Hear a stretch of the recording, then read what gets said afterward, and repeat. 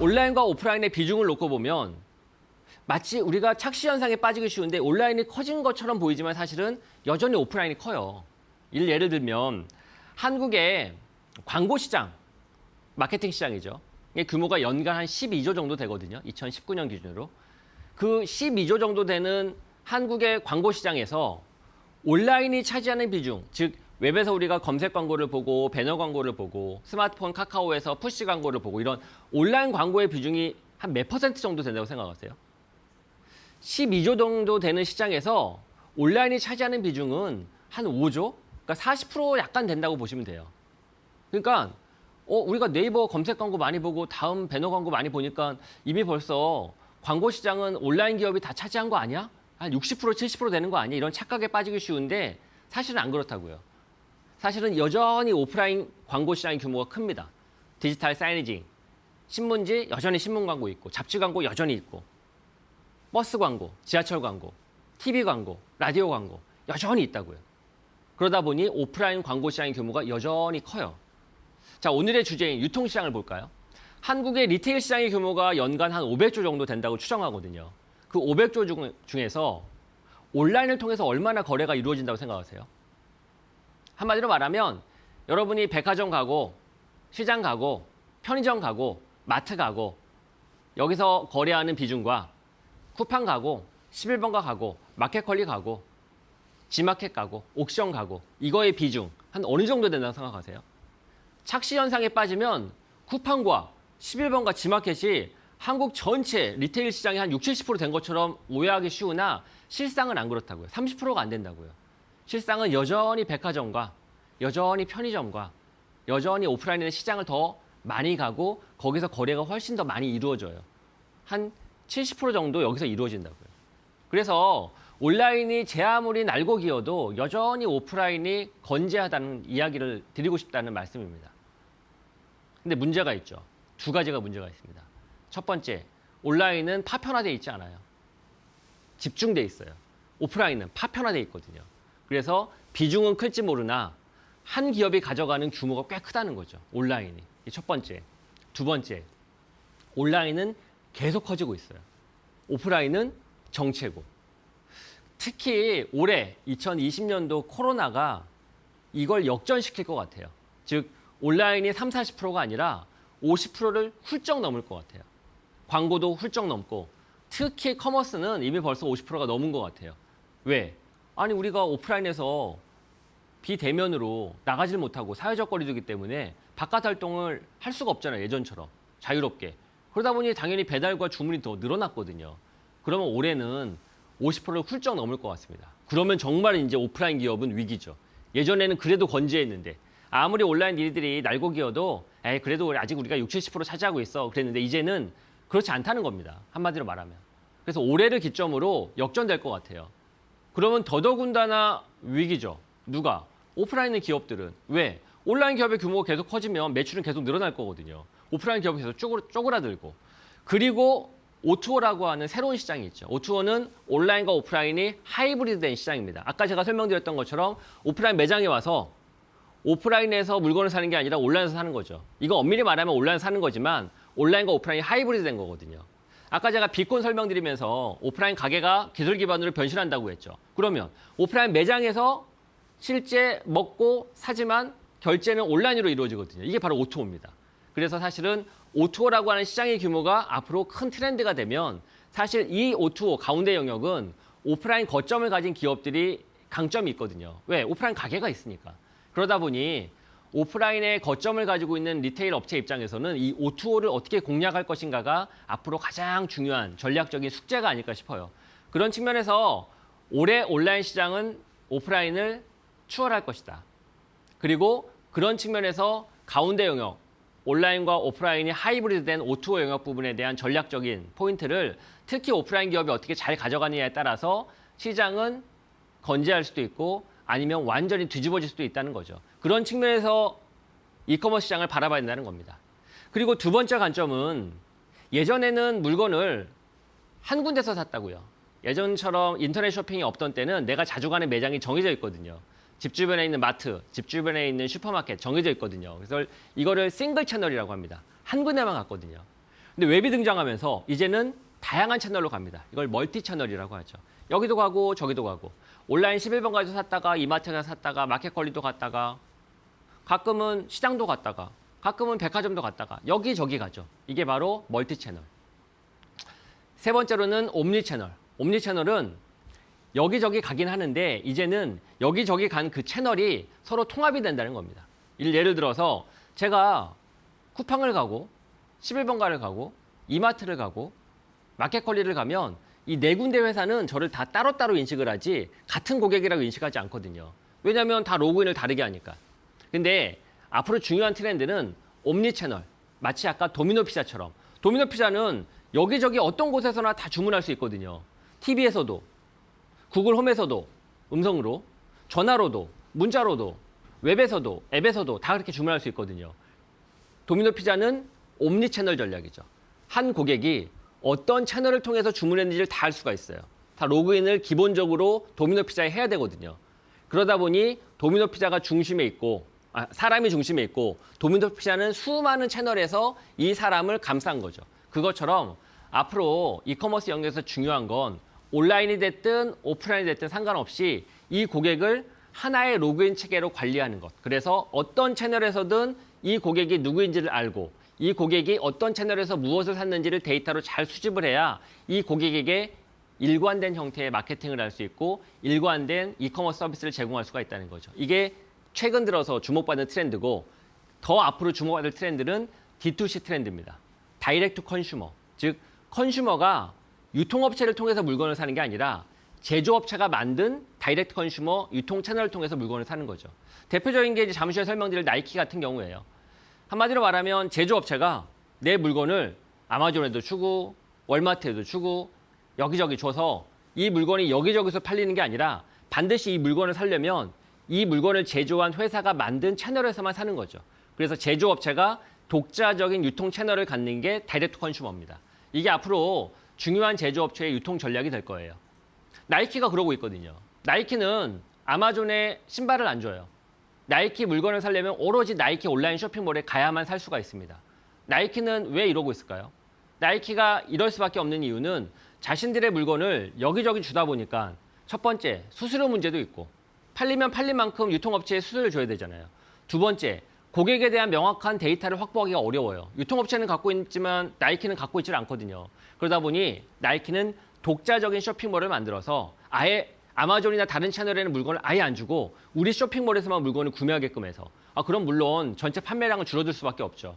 하지만 그럼에도 불구하고 감내하는 거죠. 왜? 그렇게 다이렉트 컨슈머 전략을 추구하게 되면 고객을 정확히 인지할 수 있거든요.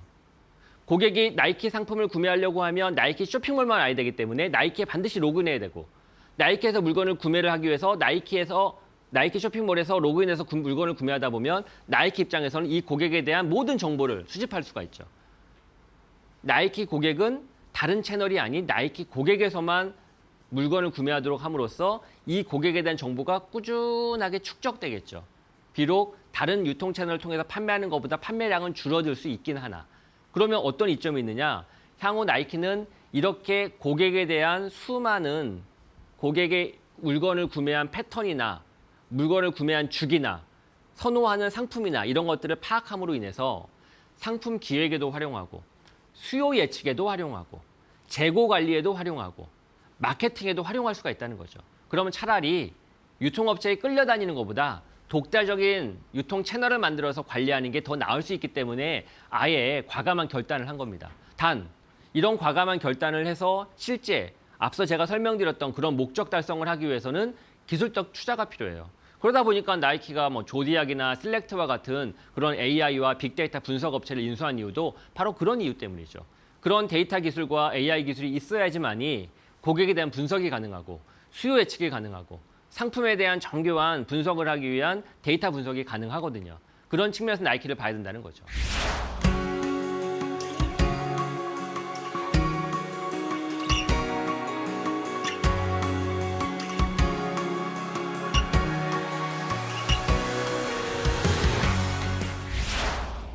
경영의 신이라고 불리는 피터 드러커가 이런 말을 했습니다. 정량화해서 측정할 수 없으면 관리할 수 없다고. 이 이야기는 데이터의 중요성을 이야기하는 거죠.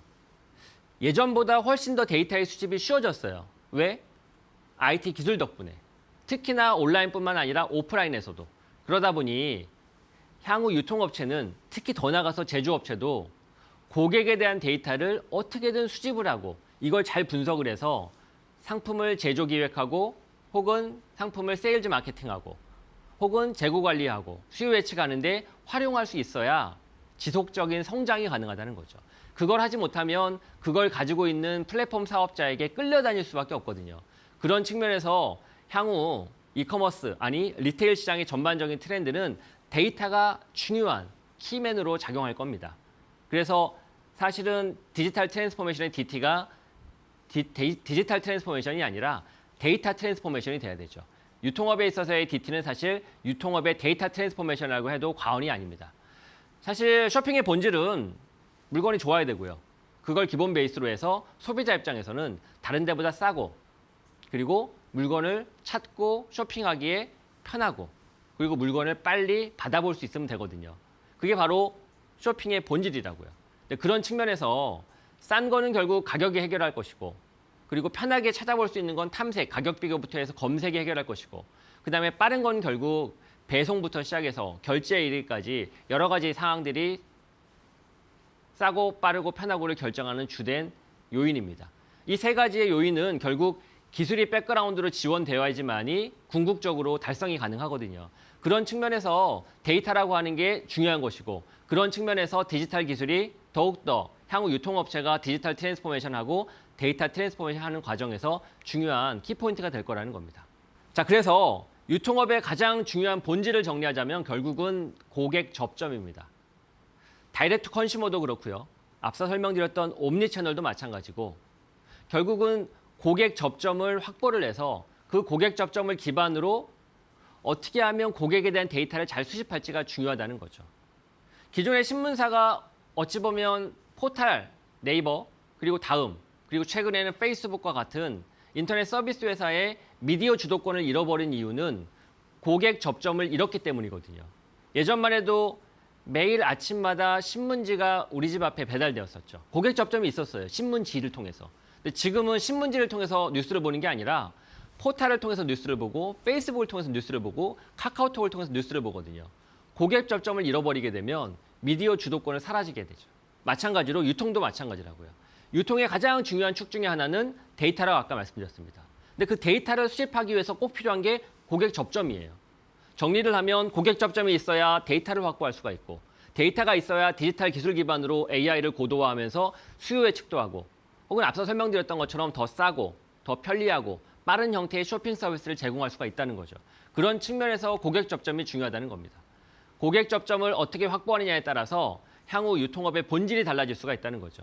그런 측면에서 고객 접점은 채널로 해석을 하시면 되고 그 채널을 통해서 확보된 수많은 고객에 대한 정보를 데이터로 해석을 해야 되고 그런 데이터를 기반으로 해서 고객들에게 더욱더 많은 인벤토리, 즉 더욱더 많은 상품 세일즈를 마케팅을 함으로 인해서 더욱더 트래픽을 증대시키면 유통은 더욱더 지금보다 규모를 크게 키워갈 수가 있죠.